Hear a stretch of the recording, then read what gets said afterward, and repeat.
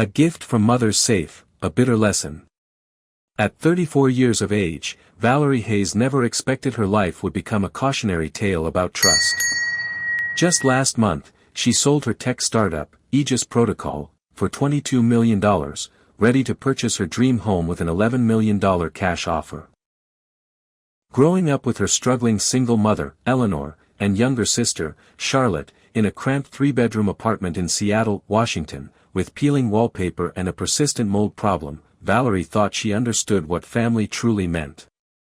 So, when she needed a secure place for the cash overnight, she chose her mother's house. By morning, both her mother and sister had vanished with the money.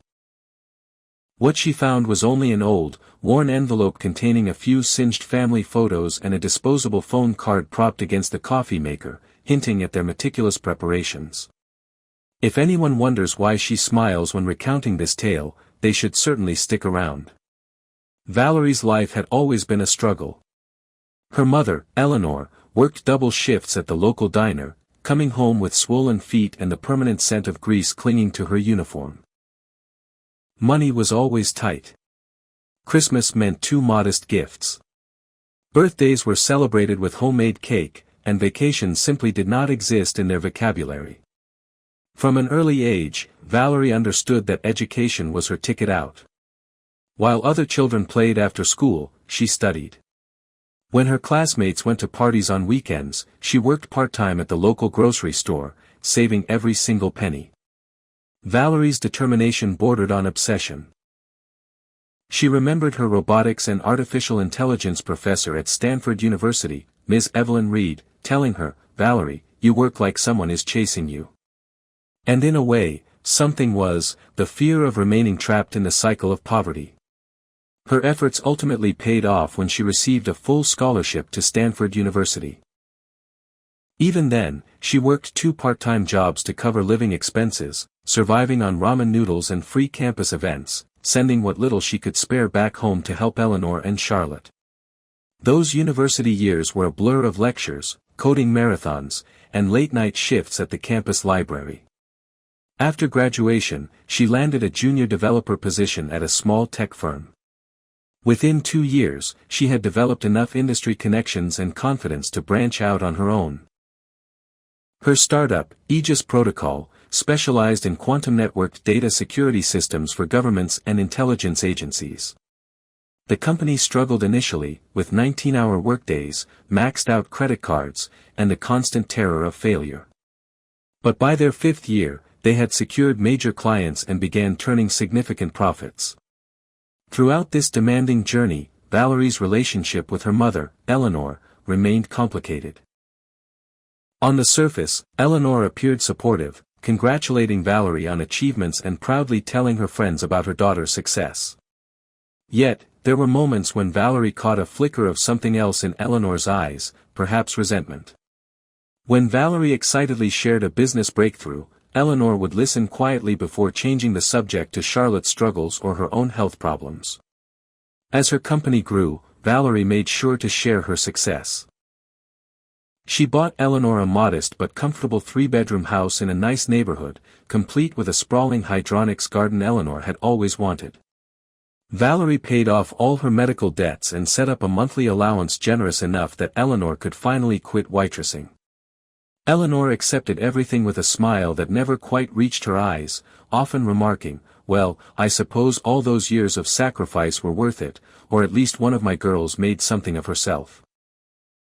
Charlotte was 7 years younger than Valerie and seemed allergic to responsibility. While Valerie had been driven and focused, Charlotte drifted through life, dropping out of community college after 2 semesters, cycling through various retail jobs, and always embroiled in some drama with friends or boys. Eleanor made endless excuses for her, muttering, "She's just finding herself, or not everyone can be as focused as you, Valerie." In recent years, Charlotte's financial dependence had significantly increased. Every few months, there would be an emergency, car repairs, overdue rent, unexpected medical bills. Valerie always sent money, though she would occasionally suggest career counseling or offer to help Charlotte find a steadier job. These suggestions were usually met with teary phone calls to Eleanor about how Valerie thought she was superior to everyone else. Last Thanksgiving, Valerie noticed something peculiar.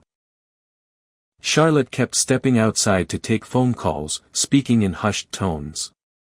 When Valerie inquired about it, Eleanor quickly interjected, saying Charlotte was finally seeing someone promising, and the subject was swiftly changed. Looking back now, Valerie should have paid more attention to the secretive glances they exchanged. Despite these subtle undercurrents, Valerie never doubted their love. They were family, after all. When the offer came to acquire Aegis Protocol for $22 million, they were the first people she called. Eleanor cried and claimed she was proud. Charlotte shrieked and immediately asked if this meant Valerie could help her start the boutique she had been talking about. Valerie was too caught up in her own excitement to notice how quickly their thoughts turned to what her success meant solely for them. The acquisition process took months of negotiations, legal reviews, and paperwork. Throughout it all, Valerie dreamed of the house she had spotted in the hills overlooking the city, a modern architectural marvel with walls of glass, an infinity pool, and enough space to finally have a proper home office and guest rooms for family visits. At $30 million, it was extravagant, but she planned to offer $11 million in cash to outbid other interested buyers. Valerie's life seemed perfect. Her company's technology would reach more people under its new ownership. She had financial security beyond anything she could have imagined growing up, and she was about to purchase her dream home. She was even engaged to Ben Carter, a kind and grounded environmental engineer who loved her for who she was, not what she had. How quickly it would all unravel, she had no idea. If this narrative of unexpected family dynamics and life-altering decisions resonates with you, please like this video, subscribe to our channel for more compelling stories, share your thoughts on the complexities of trust in the comments below, and share this intriguing tale with your friends and family. The day Valerie walked into Cascade National Bank to withdraw $11 million remains vivid in her memory. The private banking manager, Mr. David Sterling, a balding man with round spectacles and perpetually furrowed brows, could not hide his concern. "Ms. Hayes, I strongly advise against this," he said, tapping his Mont Blanc pen nervously against his leather portfolio. "A wire transfer is standard for real estate transactions of this magnitude. Cash presents unnecessary risks." Valerie had anticipated resistance. "I understand your concern, Mr. Sterling, but this property has multiple interested buyers. A cash offer will give me the edge I need. The seller has specifically mentioned preferring the immediacy of cash." He leaned forward, lowering his voice as though sharing a secret. "Even if that is the case, we are talking about $11 million in physical currency. That is $22,000 $1,000 bills. It would fill several large athletic bags and weigh approximately 24 pounds per million." Valerie had done her research. "I am aware. I have arranged for private security to accompany me directly to a secure location. The money will only be in my possession for 50 hours at most before the closing meeting." After nearly an hour of similar exchanges and signing multiple liability waivers, Mr. Sterling reluctantly began the process. Valerie had to wait 5 business days for the bank to prepare such a large cash withdrawal. They needed to bring in currency from regional reserves, a fact that only reinforced Valerie's belief that a cash offer would impress the sellers. When she told Ben about her plan that evening over dinner at their favorite Italian restaurant, his reaction mirrored Mr. Sterling's. "Valerie, this is insane," he said, setting down his fork, his penne alla vodka forgotten. "You are putting yourself at risk. What if someone follows you from the bank? What if there is a robbery?" "I have hired Mark Jensen's security firm," Valerie countered, referring to her university friend who ran a personal security company. 3 armed guards will escort me from the bank to Mom's house. The money will be in her safe overnight, and then the guards will accompany me to the closing." "Why your mom's safe? Why not a bank safety deposit box?" His brown eyes reflected genuine concern. "Bank boxes have size limitations. Besides, Mom's safe is practically a vault. I had it installed for her 4 years ago when she started collecting those ridiculous antique pocket watches she is so worried about." Ben ran a hand through his dark hair, a gesture Valerie knew signaled his frustration. "This is unnecessary, Val. Wire transfers exist for a reason. The sellers had 3 offers fall through due to financing issues. Cash means certainty. Trust me, I know what I am doing." Valerie reached across the table for his hand. "It is one night, and then we will have our dream home." He squeezed her hand but did not look convinced. "I just do not understand why you will not let me come with you." "Because you have that important presentation for the river restoration project. It is only one night. I will be perfectly safe at Mom's." 2 days later, Valerie stood in a private room at Cascade National Bank as 2 tellers counted out $11 million in front of her. The money was placed in special tamper-evident bags, which were then loaded into 4 nondescript athletic bags. As promised, Mark had sent 3 of his best men, Liam O'Connell, a former military police officer, and Ethan Bell, who had worked executive protection for high-profile clients. The drive to Eleanor's modest suburban home was uneventful. They took an indirect route, switching lanes often to ensure they were not being followed. Liam drove while Ethan sat beside Valerie in the back seat, his hand never far from his concealed weapon. When they arrived at Eleanor's home, her eyes widened at the sight of the security team. Charlotte was there too, supposedly helping Eleanor prepare for a knitting club meeting. Valerie now realized that was just another lie. "Goodness, Valerie," Eleanor said as Liam and Ethan carried the bags inside, "is all this security really necessary?" $11 million is not something to take lightly, Valerie replied, directing the men toward the home office where the safe was located. The safe was built into the wall behind a sliding bookcase, a bit dramatic, but Eleanor had insisted on the hidden feature when Valerie had it installed. It was a serious piece of equipment, fireproof, with an electronic lock and backup key system. It could easily hold all 4 athletic bags with room to spare. As Liam and Ethan placed the money inside, Valerie could not help but notice Eleanor and Charlotte hovering in the doorway, their eyes fixed on the bags. At the time, Valerie interpreted their interest as natural curiosity. Now she understood it was something far more calculating. "We will pick you up tomorrow at 9:30, Liam said as they prepared to leave. "Call if you need anything before then."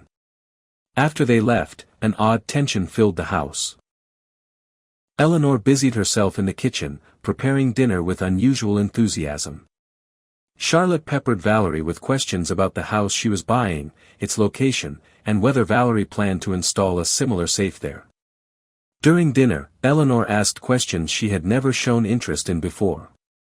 "So this money," she said, twirling spaghetti around her fork, "it is all in cash. Not checks or anything?" "Yes, all cash, mostly $1,000 bills," Valerie answered between bites. "And the bank just lets you walk out with that much?" Charlotte asked, her voice higher than usual. "Not exactly. There was quite a process, and as you saw, I hired security." Eleanor nodded thoughtfully. "And these people tomorrow, they are expecting cash. They will not find it strange. The real estate world operates differently at this level," Valerie explained. "Cash offers speak volumes, especially for properties like this one." Later that evening, Eleanor received a phone call that she took in her bedroom, door closed. When she returned, her cheeks were flushed. "Everything okay?" Valerie asked. "Oh, just Brenda from the knitting club confirming tomorrow's meeting," Eleanor said, not quite meeting her eyes. Valerie slept in her old bedroom that night, the twin bed uncomfortable for her adult frame. Around midnight, she thought she heard whispers in the hallway, but dismissed it as her imagination, or perhaps Eleanor checking on her like she used to when Valerie was a child. Had she known it would be the last normal night of her life, she might have paid more attention to the signs, the unusual interest in the money, the secret phone calls, the subtle excitement that seemed to vibrate through the house. Instead, exhausted from the stress of the withdrawal and upcoming purchase, she fell into a deep sleep, completely unaware of what morning would bring. The next morning, Valerie woke to sunlight streaming through the faded curtains of her childhood bedroom. For a moment, she felt like a teenager again, ready to tackle another day of high school. Then reality flooded back. She was 34, about to buy her dream home, and had $11 million locked in her mother's safe. The house was unusually quiet. Normally Eleanor would be in the kitchen by 7 o'clock, the smell of coffee and toast filling the air. Valerie checked her phone, 7:45 a.m., plenty of time before Liam and Ethan would arrive at 9:30. "Mom," Valerie called out, patting down the hallway in her pajamas. No answer. She knocked on Eleanor's bedroom door.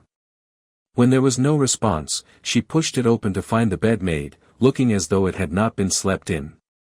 Strange, but not alarming. Perhaps Eleanor had left early for her knitting club meeting. "Charlotte," she tried, knocking on the guest room door. Again, silence. An uneasy feeling began to creep over Valerie as she walked to the home office. The bookcase that concealed the safe was slightly ajar. She slid it open fully, her heartbeat accelerating. The safe door stood open, its contents gone.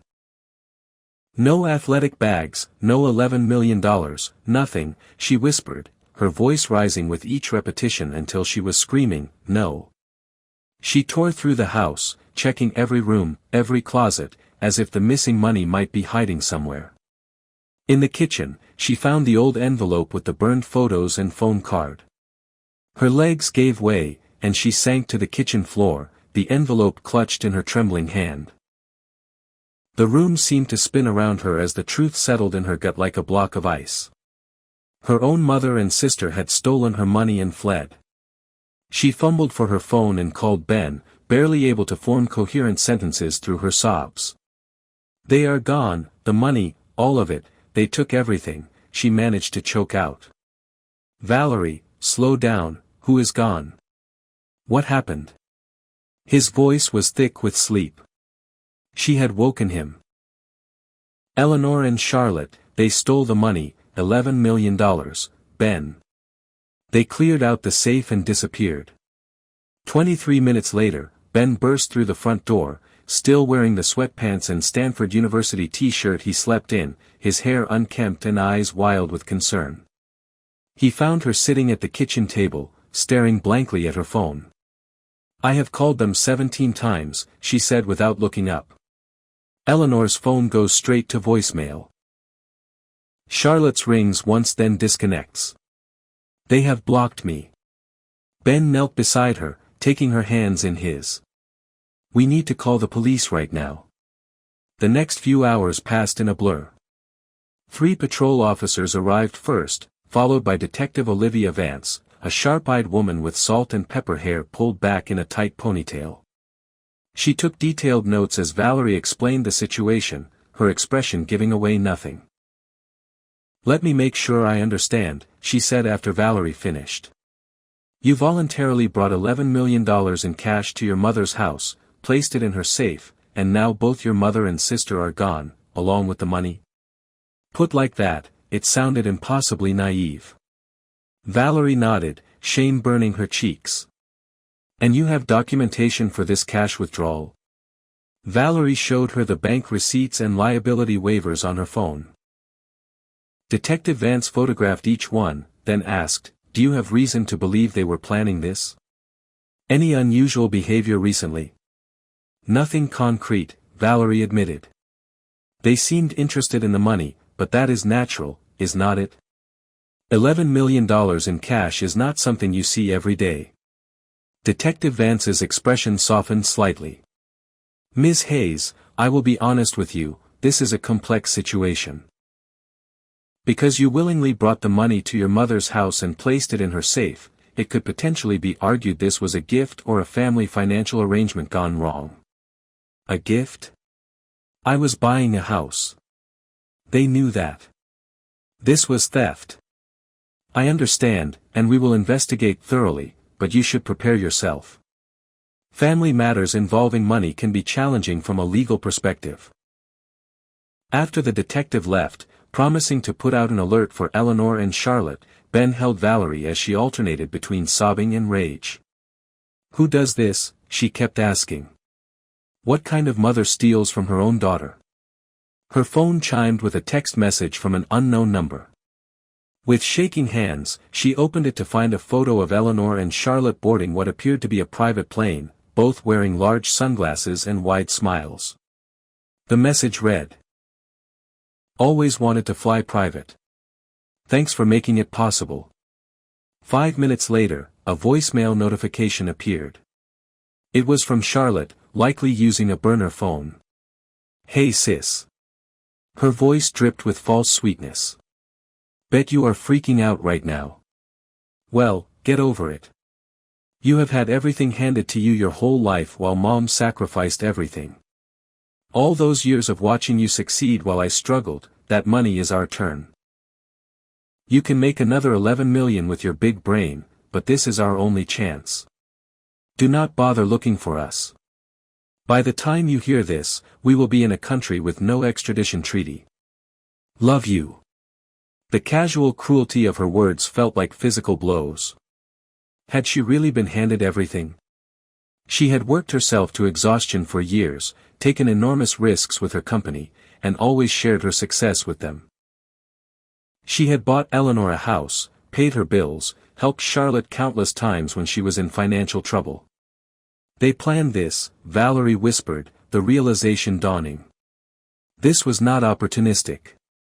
They saw the news about the company acquisition months ago and started planning then. Ben paced the living room. "We should call Detective Vance back, tell her about the text and voicemail."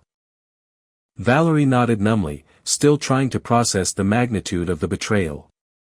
Her own mother and sister, the people she had trusted most in the world, the people she thought would always have her back, they had seen her success not as something to celebrate, but as something to exploit. As Ben called the detective, another terrible thought struck Valerie. The house, her dream home, the purchase that was supposed to happen today, she was now short $11 million with no way to replace it in time.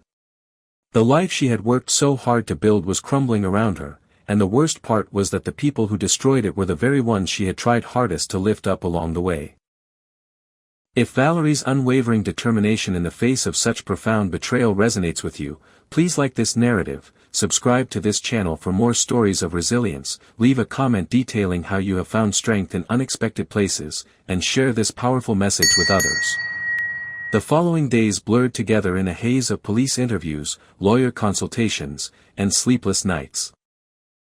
Detective Olivia Vance became a constant presence, her compassionate professionalism offering a small anchor in the storm Valerie's life had become. "We have confirmed they left on a private charter to Bermuda," she informed Valerie 8 weeks after the theft, sitting across from her at her kitchen table. "From there, we believe they took another flight, but we are still tracing that movement." "How did they even arrange a private plane?"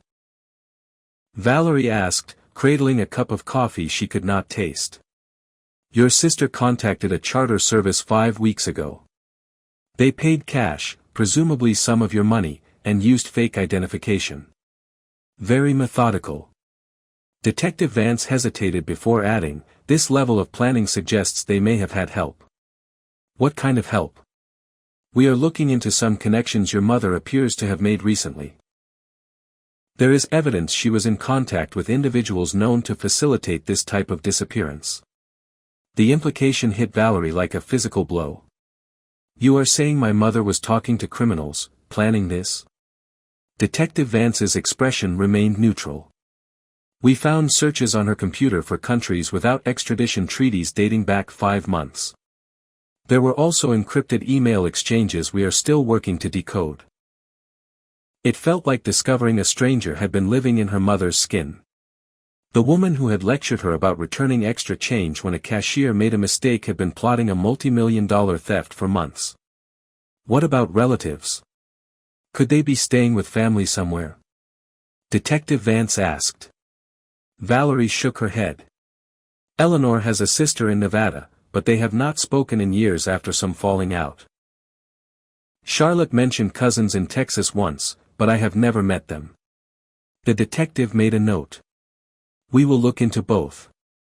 Even estranged family can become attractive when there is money involved. After she left, Valerie called attorney Robert Chen, the family lawyer who had handled her company's contracts and her personal affairs for years. His response to the situation was blunt. This is theft, plain and simple, he stated firmly when they met in his downtown office. The documentation from the bank clearly establishes the money was yours, withdrawn for a specific purpose. Your mother had no rightful claim to it. Detective Vance mentioned it might be complicated because I put it in Mom's safe willingly, Valerie said. Robert removed his glasses, pinching the bridge of his nose. It complicates things, yes, but does not change the fundamental nature of the crime. However, pursuing this internationally will be challenging. We need to file emergency motions, contact authorities in likely destination countries, and freeze any accounts they might transfer the money into. How long will all that take? His expression told Valerie what she did not want to hear. Weeks at minimum, possibly months. And even then, success is not guaranteed, especially if they have planned as carefully as it appears. Valerie left his office with a growing sense of dread. The legal process would be lengthy, expensive, and might ultimately prove fruitless. Meanwhile, her mother and sister were free, spending her money with abandon. The emotional toll was becoming unbearable.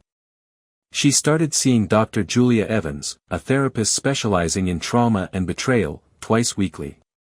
In her softly lit office, surrounded by potted plants and abstract art, Valerie struggled to articulate the depth of her pain. I keep replaying every interaction, looking for signs I missed, she admitted during their third session. Was Mom always this person? Did she always resent me? Was every "I love you" just part of a long con? Dr. Evans leaned forward slightly. The human mind is not designed to process betrayal of this magnitude, especially from those we have categorized as safe people. It challenges our entire understanding of reality. I trusted them completely, Valerie whispered. I would have given them anything they asked for. Why steal from me? Some people develop distorted thinking patterns around money and fairness. They may have created a narrative where they deserve this, where taking was justified because of perceived imbalances. It does not make it true, and it certainly does not make it right. These sessions helped, but only marginally. Nightmares plagued her sleep, dreams where she chased her mother and sister through endless airport terminals, always a few steps behind. She would wake gasping, drenched in sweat, reaching for Ben only to find his side of the bed empty. He had taken to sleeping in the guest room, claiming her restlessness kept him from getting the sleep he needed for work. Their relationship was another casualty of the theft. What had once been a partnership full of warmth and understanding was becoming increasingly strained. Small disagreements escalated into arguments. Silence stretched between them like physical distance. You need to start thinking about moving forward, Ben said one evening after Valerie had spent hours on the phone with Detective Vance discussing a possible sighting of Eleanor in Hong Kong. It has been almost 8 weeks, Valerie. Moving forward. They stole $11 million from me. I know, he sighed, exhaustion evident in his voice, but you are letting this consume you. You have barely left the apartment, you are not sleeping, you are not eating properly. You turned down that consulting offer from Viridian Dynamics because I cannot focus on work right now. That is exactly my point. Your entire life has become about finding them. There is more to you than this situation, Val. Valerie could not make him understand that this was not just about the money. It was about the complete shattering of her reality. Every childhood memory was now tainted. Every sacrifice her mother had supposedly made for her called into question. Meanwhile, the investigation continued to uncover disturbing details. Eleanor had apparently been maintaining a secret email account for years, one Valerie knew nothing about. In it, Detective Vance found communications with Charlotte dating back 20 months, discussing what they called the plan. There were references to online lottery game wins and significant sports betting debts Eleanor had accumulated without Valerie's knowledge. Bank records showed Eleanor had taken out a second mortgage on the house Valerie had bought her, presumably to cover these debts. There were also records of small thefts from previous employers, nothing major enough to trigger prosecution, but establishing a pattern of dishonesty that Valerie had been completely blind to. Most disturbing was a folder of documents Detective Vance found hidden in a crawl space above Eleanor's closet. It contained detailed notes on Valerie's company's acquisition process, articles about her success carefully annotated in Eleanor's handwriting, and a list titled Valerie's Vulnerabilities. At the top of that list, unwavering faith in kin. Each discovery was another knife twisting in an already fatal wound. The mother Valerie thought she knew, the woman who had worked double shifts to keep a roof over their heads, who had sat up with her when she had nightmares, who had beamed with pride at her university graduation, was a carefully constructed fiction.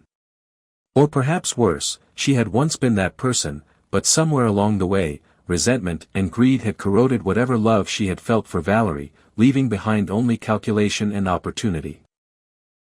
As the investigation stretched into its 7th week, the practical ramifications of the theft became increasingly difficult to ignore. The sellers of Valerie's dream home had accepted another offer. The financial advisors Valerie had arranged to help manage her newfound wealth were asking uncomfortable questions about the missing funds. Rumors were circulating in the tech community about her judgment and stability. Her life was unraveling thread by thread, and she could not see how to stop it.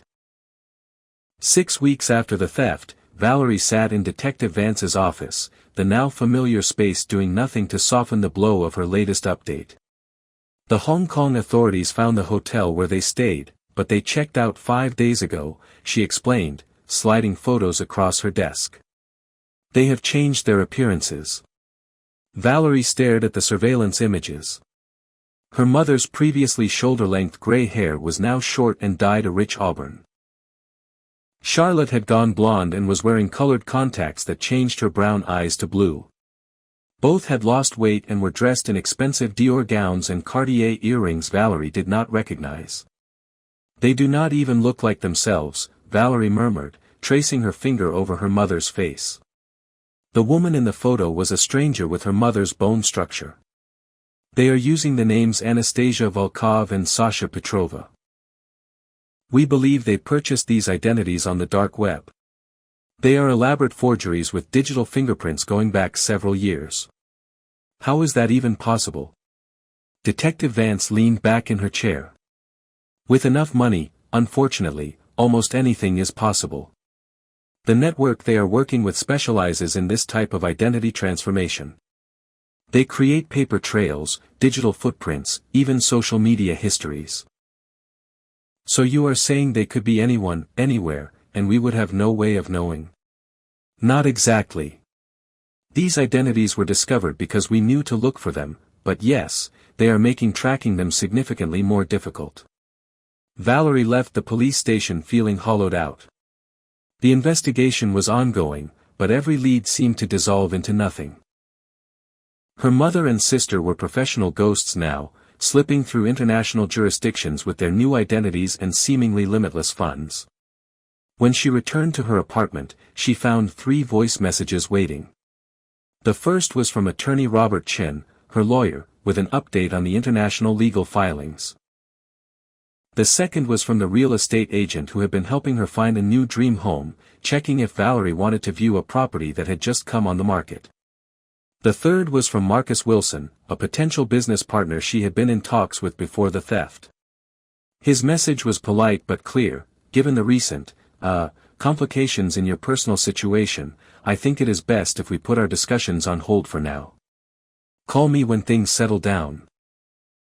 It was not the first professional opportunity that had evaporated since news of the theft broke. A profile in Innovator's Insight magazine had been quietly cancelled. Speaking engagements were being rescheduled. Former colleagues who had been eager to discuss potential collaborations suddenly had full calendars. The tech world, for all its talk of disruption and risk-taking, was deeply conservative when it came to personal instability.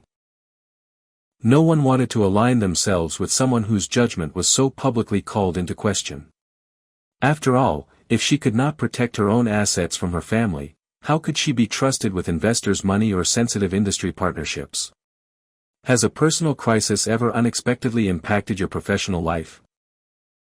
Share your experiences in the comments below, like this video if Valerie's journey resonates with you, subscribe for more stories on overcoming adversity, and share this with anyone navigating tough times in their career.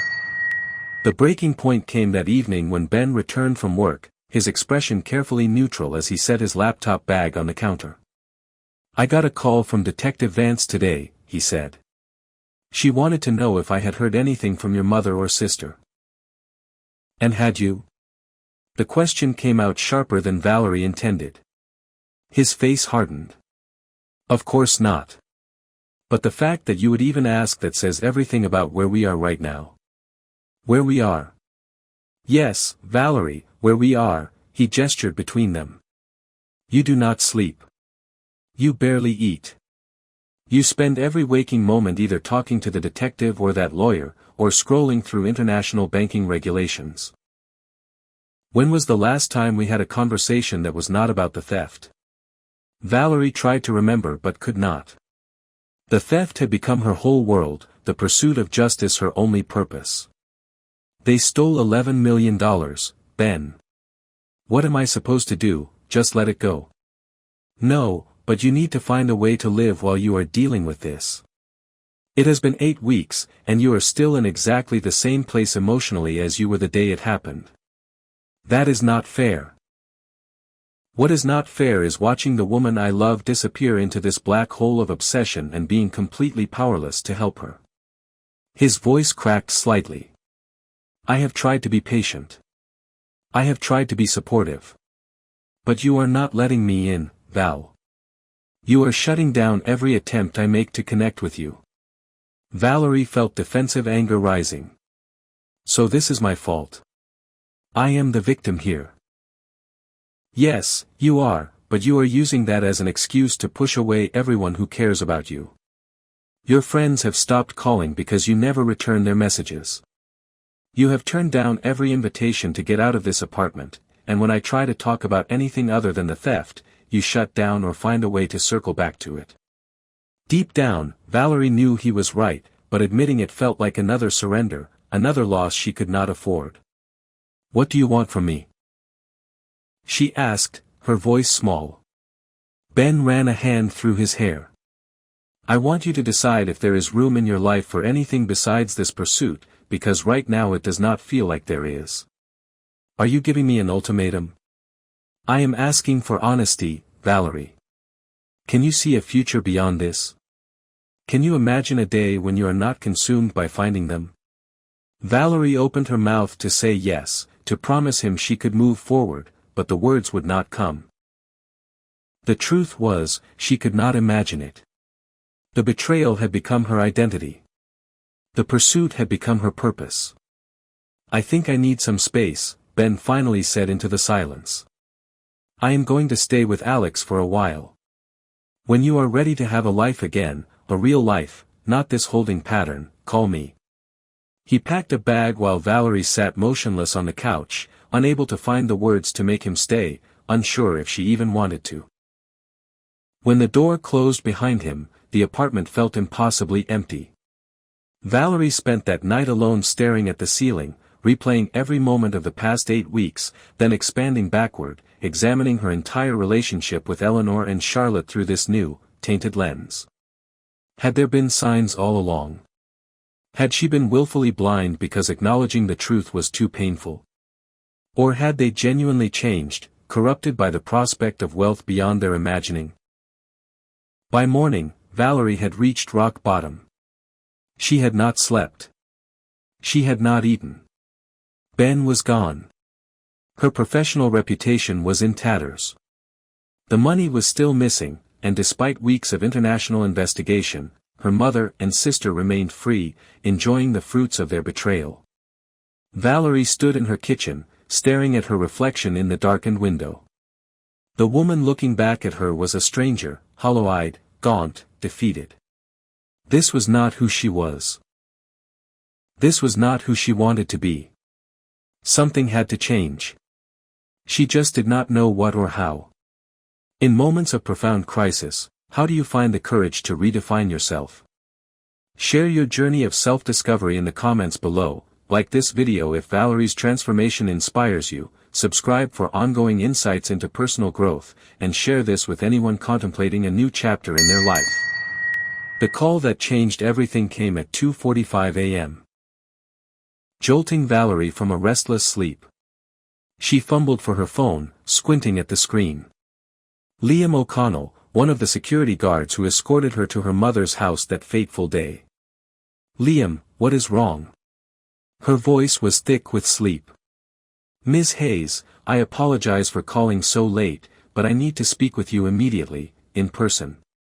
It is about your situation." Fully awake now, Valerie sat up. "It is the middle of the night. Can this wait until morning?" "No, ma'am, it cannot. What I need to tell you should not be discussed over the phone. I can be at your apartment in 20 minutes. His tone left no room for argument.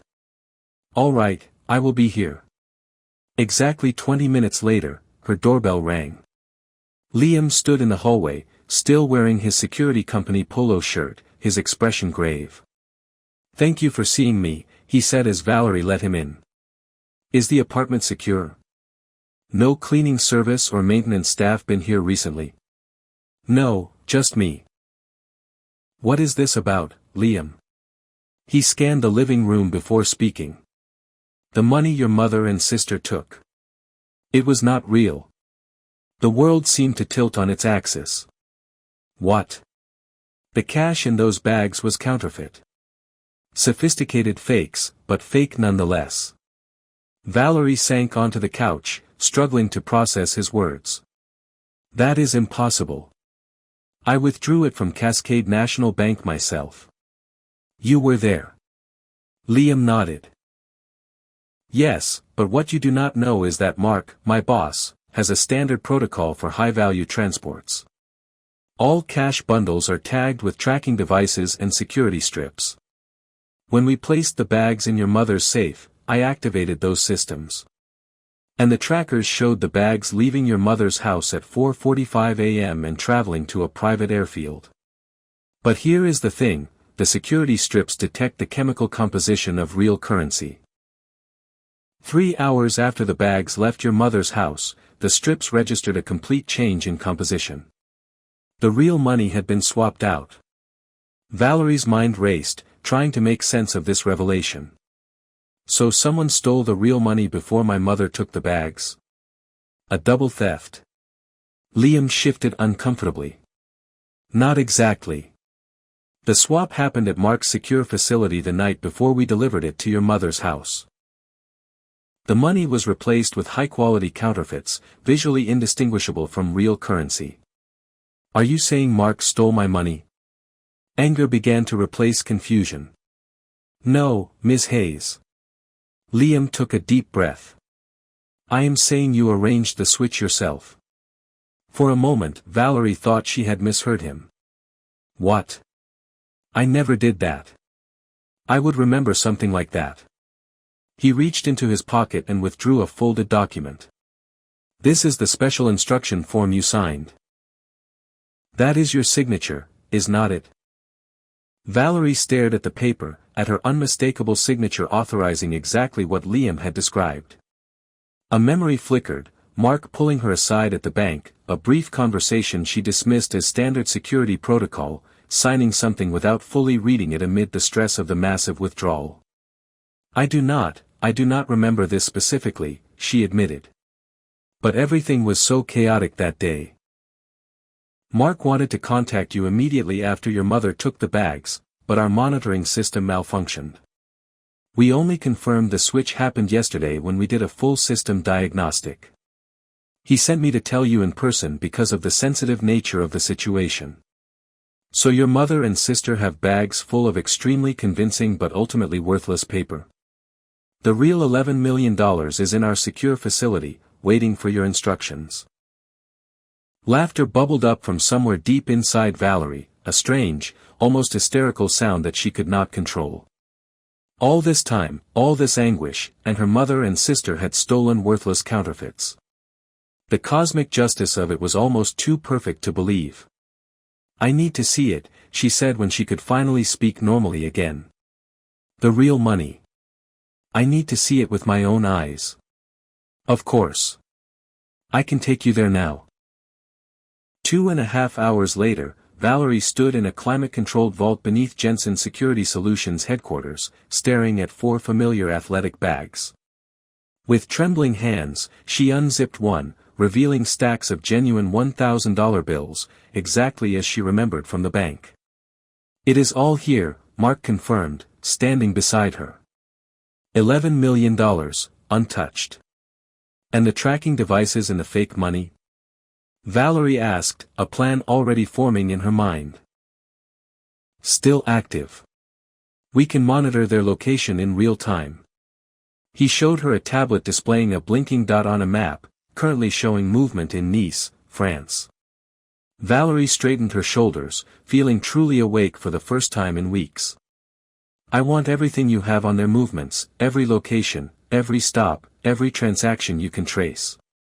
"Ms. Hayes, if I may ask, what are you planning to do?" A smile spread across Valerie's face, not the broken, hollow expression she had worn for weeks, but something sharper, more determined. Something she should have done from the beginning. "I am going to take control of the situation." Discovering the true value of resilience can shift your perspective entirely. If Valerie's ingenious countermove resonates with you, please like this story, subscribe for more captivating narratives of triumph, share your thoughts on unexpected plot twists in life's journey, and spread this tale of cleverness with your network. Over the next 80 hours, Valerie transformed from victim to strategist. She assembled a small, trusted team. Mark for security expertise, Detective Olivia Vance, who was initially skeptical but quickly convinced by the evidence, Haley Winters, her former chief operations officer and closest friend, and attorney Robert Chen, who helped navigate the international legal complexities. They gathered in a conference room at Mark's facility, surrounded by maps, financial records, and surveillance photos. The tracking data from the counterfeit money had given them a detailed picture of Eleanor and Charlotte's movements across Europe and Asia. "They have established a pattern," Valerie explained, pointing to the map. "After Hong Kong, they went to Abu Dhabi, then Nice, France, now they are in Cannes, France.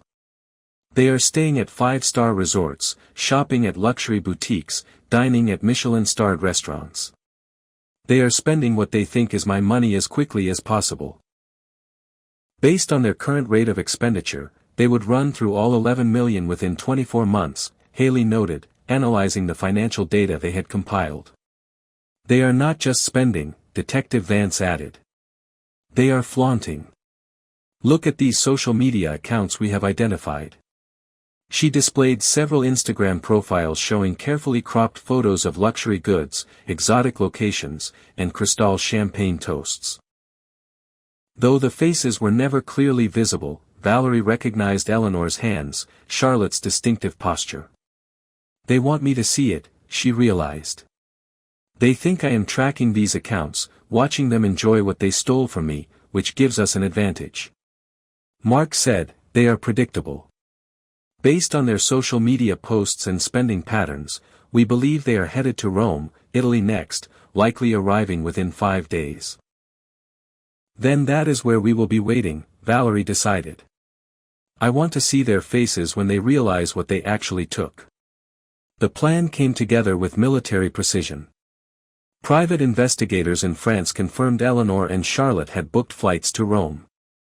Hotel reservations were discovered under their false identities at the exclusive Hotel Eden Rome. Robert arranged for cooperation from Italian financial authorities, interested in the movement of counterfeit currency. 6 days later, Valerie sat in a first-class seat bound for Rome, Haley beside her reviewing their strategy one final time. For the first time since the theft, Valerie felt something like peace. Not because she was about to confront the people who had betrayed her, but because she had reclaimed her agency, her power. Are you nervous? Haley asked as their plane began its descent. Valerie considered the question carefully. No, she replied, surprising herself with the truth of it. I am ready. Rome greeted them with unseasonably warm sunshine and clear blue skies, as if the universe itself approved of what was about to unfold. Their team established a command center in a suite at a hotel near the Hotel Eden, Rome, where Mark's surveillance confirmed Eleanor and Charlotte had checked in that morning. They have made dinner reservations at Ristorante Adun for 8:15 p.m., Detective Vance informed them, reviewing the intelligence gathered by their Italian counterparts. Private table in the back. Champagne pre-ordered. Perfect, Valerie said, studying the restaurant's floor plan. We will confront them there. Public enough that they cannot make a scene, private enough for what needs to be said. Attorney Robert Chin adjusted his tie nervously. Remember, we have Italian financial authorities standing by. Once we confirm the counterfeit bills are in their possession, they will move in. Valerie nodded, but a strange calm had settled over her. The fury that had driven her for weeks had transformed into something colder, more focused. This was not about revenge anymore. It was about closure, about reclaiming her narrative. At precisely 8:30 p.m., Valerie walked into Ristorante Adun, wearing a simple black dress, her hair pulled back in a sleek ponytail. Haley and Mark positioned themselves at the bar. Detective Vance waited outside with the Italian authorities, and Robert remained at the command center, coordinating their legal response. Valerie spotted them immediately. Her mother, Eleanor, wore an emerald green Dior gown Valerie had never seen before, her newly auburn hair elegantly styled.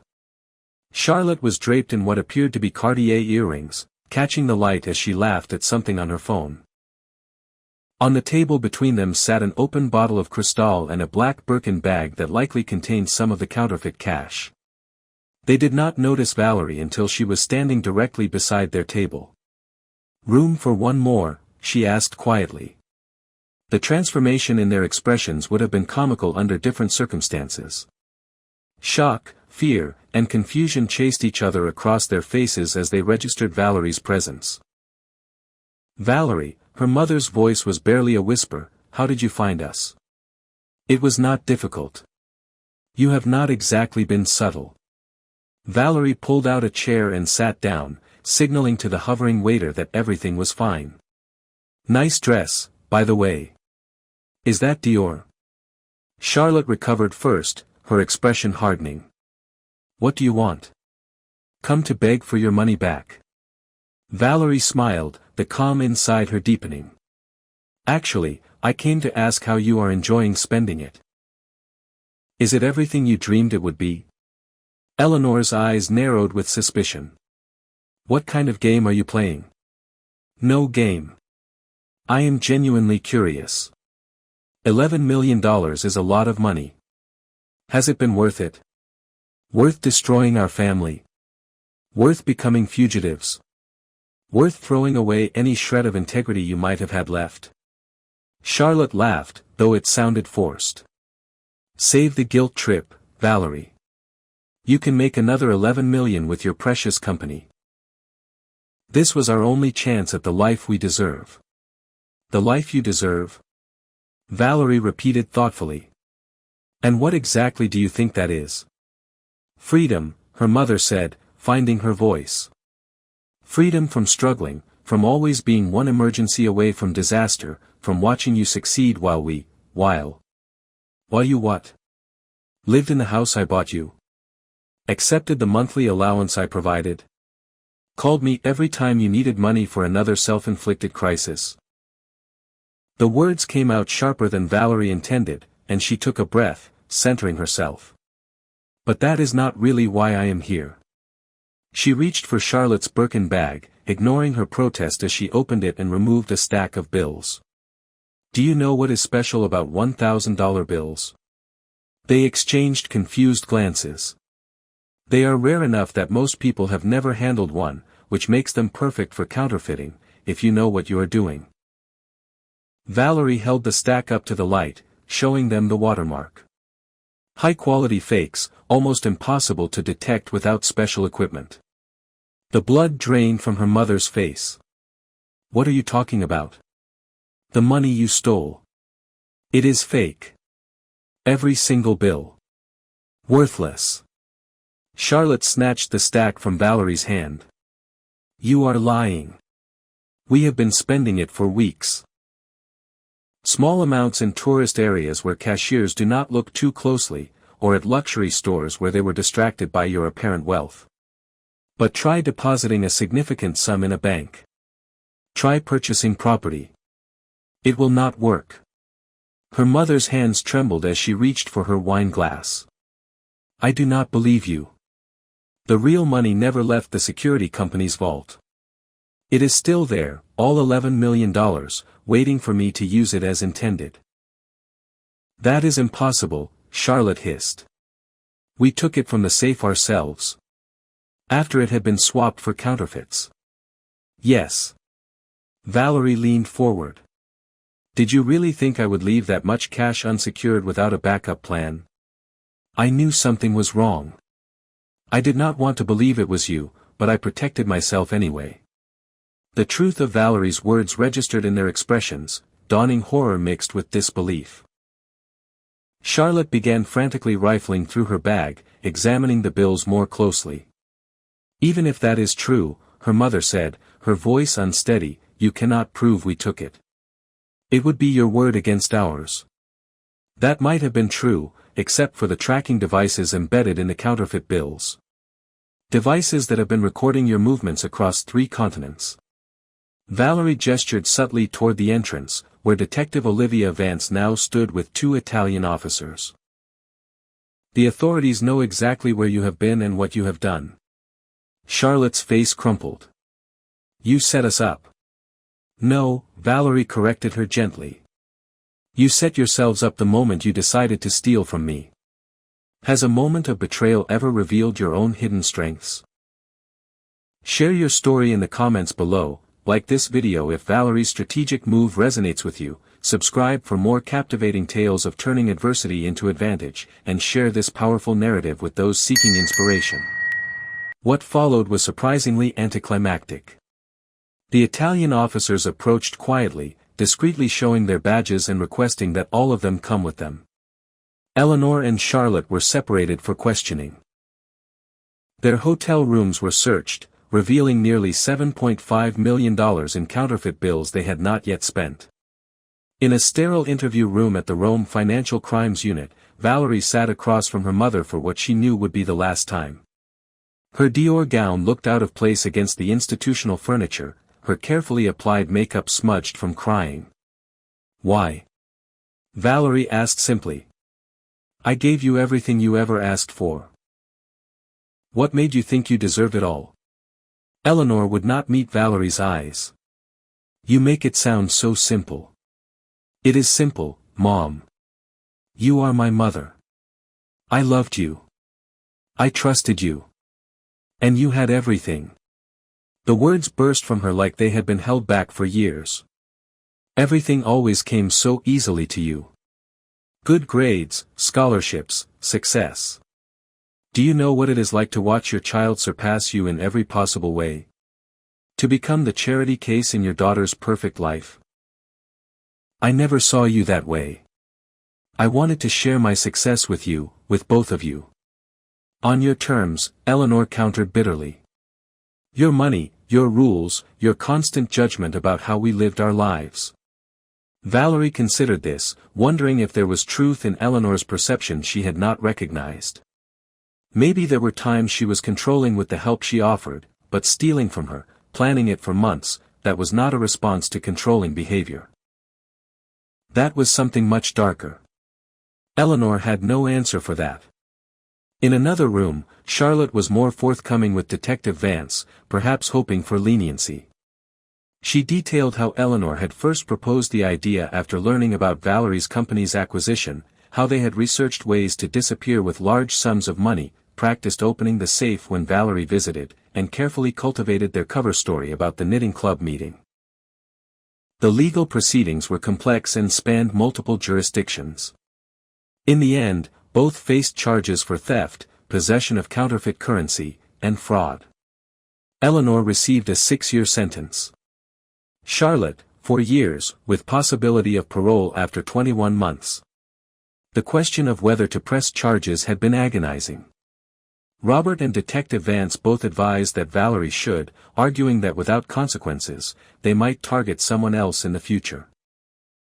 In the end, Valerie agreed, though she declined to provide victim impact statements that might have lengthened their sentences. "They have lost everything that matters," she told Robert as they finalized the paperwork. "Their freedom, their relationship with me, their credibility. That is punishment enough. When faced with profound disappointment, what steps do you take to rebuild and redefine your future?"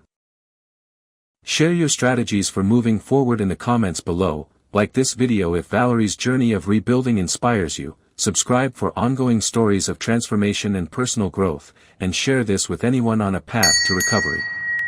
5 months after the confrontation in Rome, Valerie finally completed the purchase of her dream home. Not the glass and steel mansion she had originally coveted at $30 million, but a warm, welcoming property on a wooded lot overlooking the city. It had fewer bedrooms but more character, wraparound porches perfect for morning coffee, and a studio bathed in natural light, perfect for her glass sculpting. It provided a sense of security she desperately needed. Ben had returned after their confrontation in Rome, his pride in how Valerie had handled the situation rekindling what had dimmed between them. They were rebuilding slowly, with regular date nights and a standing appointment with a couples therapist who was helping them process the trauma of the past months. "You know what is ironic?" Valerie said to him one evening as they sat on the porch swing, watching the sunset paint the sky in shades of pink and gold. "If they had just asked, I would have given them money. Not 11 million, but enough to change their lives for the better." Ben's arm tightened around her shoulders. "Some people cannot ask. Taking feels like power to them, especially when asking would mean acknowledging you had something they needed." "I am not sure I will ever understand it completely," Valerie admitted. "But I am learning to live with the questions." And she was. The nightmares had subsided. She had returned to work, launching a consulting firm that allowed her to leverage her technical expertise without the all-consuming pressure of running a startup. She had reconnected with friends neglected during her obsessive pursuit and found unexpected strength in vulnerability as she shared her story. Perhaps most importantly, she had learned to trust again, cautiously, wisely, but genuinely. The betrayal had not defined her, merely informed who she would become next. "You know, Valerie," Ben said, breaking the comfortable silence between them, "most people would have been destroyed by what happened to you, but you turned it around. You are stronger now than you were before." Valerie considered this, watching the last rays of sunlight disappear beyond the horizon. "Not stronger," she corrected gently, "just more myself. More certain of what matters." What mattered, she discovered, was not the money or even the justice she had obtained. It was the capacity to face betrayal without becoming bitter, to seek truth without losing compassion, to rebuild without forgetting the lessons of what had been broken. As darkness settled around them, she found herself genuinely grateful, not for what had happened, but for what it had revealed, her own resilience, the loyalty of those who had stood beside her, and the profound understanding that while trust could be shattered, it could also be rebuilt, stronger and wiser than before.